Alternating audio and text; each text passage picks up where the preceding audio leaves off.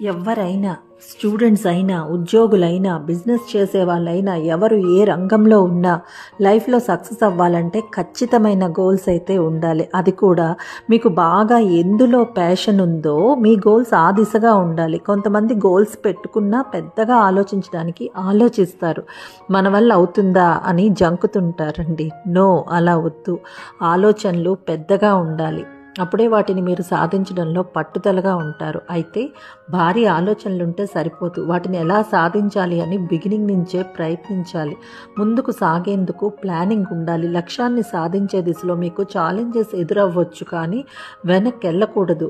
మీ వల్ల కాదు అని డిసప్పాయింట్ చేసే వాళ్ళ మాటలను పట్టించుకోవద్దు. ఎదురు దెబ్బలు ఎదురైనా, ఒకసారి ఓటమి వచ్చినా సరే మీ ఆత్మవిశ్వాసాన్ని కోల్పోకూడదు. వాటినే లైఫ్ లెసన్స్గా తీసుకోవాలి. అంతే. All the best.